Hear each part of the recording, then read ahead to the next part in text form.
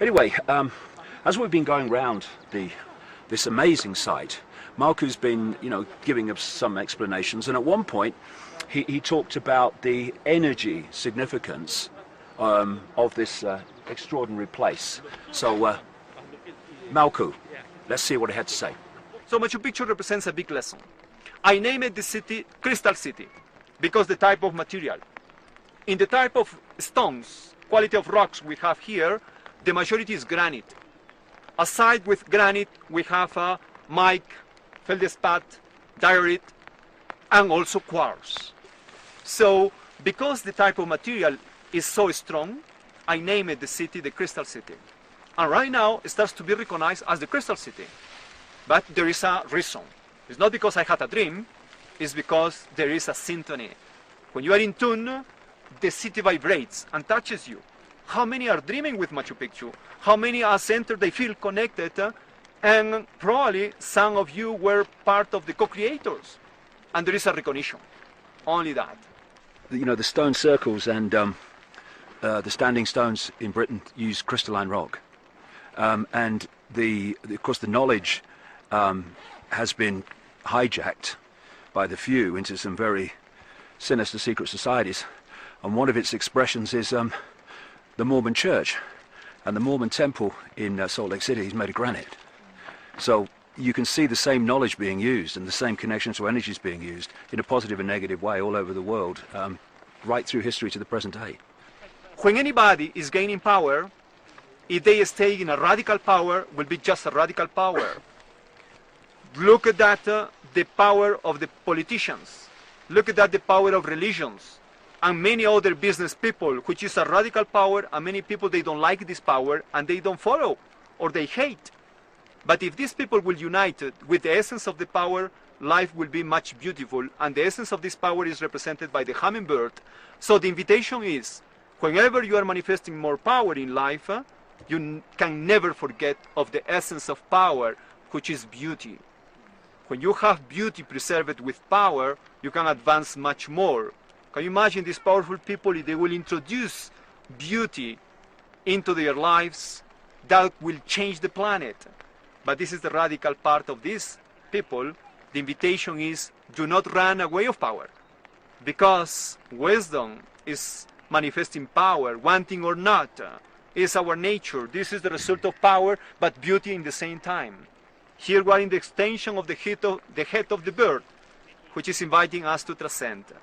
So many people stay just in one single power. And you are right, many use it, certain elements of power as granite. And this happens also a lot in New York and many other places, because granite, look at the biggest obelisk in the world, Washington, is granite. Mm-hmm. And like that, you go to Egypt, many of the obelisks, granite. Here is the city with granite and quartz, is the Crystal City. They're kind of hijacking the communication network. That's what they've been trying to do. And this is why when they went out from Europe in the colonial years, they targeted these ancient peoples and native peoples to destroy their use of that knowledge so that they could hijack it for themselves. They're using the same knowledge but negatively. It's like power without wisdom is the most destructive force on earth, and it's all around us. Absolutely. Fortunately, we were far away of the Europeans until they arrived, until the church arrived. But anyway, this city was in such a way protected that the Christians or the modern world never arrived until the early of the last century, so far we know. This is why the city is still like that, and there are many secrets in the city, and every year in our studies, Amaru and some others, the new generation, they've been connecting, and we have an incredible vision of all that. There are certain aspects. Some people, they were asking about the location, the ley lines, connectivity, and all this. Let me give you some approach of that, okay? If we will go observing as a bird the city, we will realize that there exist certain points in the city which are connected and spreading to the horizon and to heaven. First of all, the mountain over there is Huayna Picchu, where you see this the most agglomeration of people over there. This is the Intihuatana, which is a kind of pyramid. And this pyramid connects a ley line from the Huayna Picchu mountain to the pyramid and toward the south to the Salcantay Apu. The Salcantay mountain is the second most important mountain in Cusco. It's snow mountain, over 19,000 feet. It's the Puma energy. It's the Puma energy. So there is a ley line connecting Huayna Picchu, Machu Picchu city, and the Apu Salcantay. In the other hand, Vizcachani Apu, you see this ending as a pyramid. Here in the city, the pyramid of Intihuatana area, and then we will have the other mountains toward what is named the Huacayhuilca groups of mountains toward the east. All that will make another ley line. So far that Machu Picchu will be a kind of navel, and then spreading, connecting.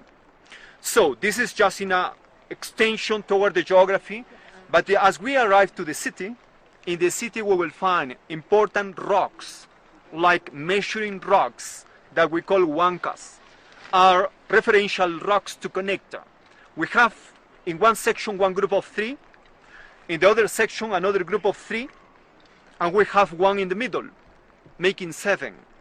So if we will look into the cosmology, it will be a connection with Pleiades, and of course we could create other connections with Orion as well, with the Southern Cross constellation, with the Coachinchay constellation and others. For sure that our ancestors, when they jumped to connect to heaven and develop astronomy, they were aware that in their essence there exists a connectivity with heaven. Even if that was long time ago the early connections, but many of the masters, they keep it and they were transmitting. So they create a kind of way to expand and to maintain the secrets. This is why the city was secret and sacred in the same time, just for the specialists. So specialists could hold this wisdom from earth connecting to heaven. Well, that was Malcu, the guide who's been taking us around Peru, showing us the sights and giving his insights into what they mean and what the background is. Because if you go around these places with the classic tourist guide, they just give you the off-the-peg song sheet version of everything, and it's usually bloody rubbish. But Malcu has studied it at a deep level, comes from a spiritual kind of direction, and understands the nature of energy, the nature of ley lines, and the nature of how it all works. And he's written some absolutely excellent books on these subjects. And one of the fascinating things that he points out is that if you look at Machu Picchu, the city there, and then you look at the mountain, that's Hawaii Picchu, that means young peak. Machu Picchu apparently means old peak. Do you know something? See that? People climb that bloody thing, right? And they say, how long does it take? They say, oh, it's only an hour and a half. In your dreams, mate. Hour and a half up there and back. Crikey. Need a bloody, what do you call it, air ambulance, I would, halfway up. Anyway, when you look at that, it looks like a mountain and a few things going off it. But when you turn the camera, we'll show you this, on the other side, you'll see that it's actually a face. That mountain in the middle there is the nose, and then it goes to the top of the head, and there's the chin and everything. There's some absolutely amazing information in Malcu's books, and I do recommend them. They are in English. But you know, Peru for me has been life-changing because of what I'll talk about next week at the place where it basically happened. And I've had some strange experiences since I've been here. What are we? Thursday? 2 days ago, we had to get up early at the hotel, 4 o'clock in the morning, to get the early train to get here. And I got up and I was fine, and I was in the bathroom, And then I walk out the bathroom, the room's over there, so I'm turning left. And I'm walking towards into the room. And I couldn't walk straight, and I couldn't walk to the right. The only thing I could do was walk to the left. It was like I was drunk, but only half of my brain was sober, you know what I mean?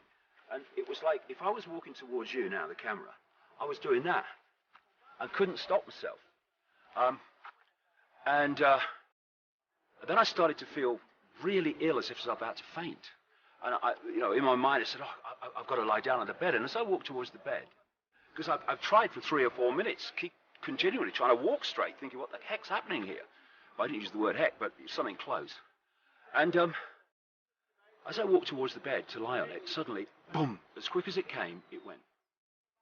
And I'm standing there bewildered. What just happened? And this voice in my head, very, very clear, said, not to worry, we've just flipped your brain. Your brain just flipped. I think that was the term.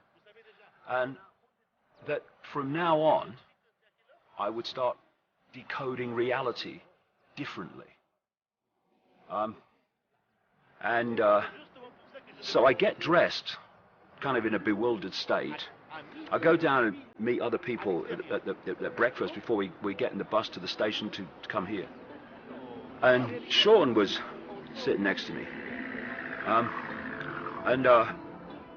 I went into, I was feeling really strange, and I went into this, shall we say, state of awareness that wasn't in this world. I was looking at Sean, sitting right next to me, Sean, a webmaster, and he was in a different dimension, different reality to me. And I looked around the room and people were chatting, and they were not in the same reality that I was in.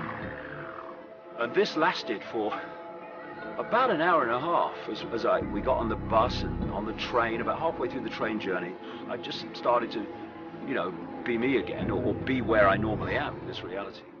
So what that was all about, I don't know. And what else is to come, I don't know, because, my experience of Peru is that I never leave it the same as I arrive. And we've got a few days yet, and I'll talk to you more next week from the Stone Circle, where basically, well, my life changed, yes, but it was the biggest individual experience, shall we say, in 1991, February 1991, that put me on the path to me standing here now and doing what I do.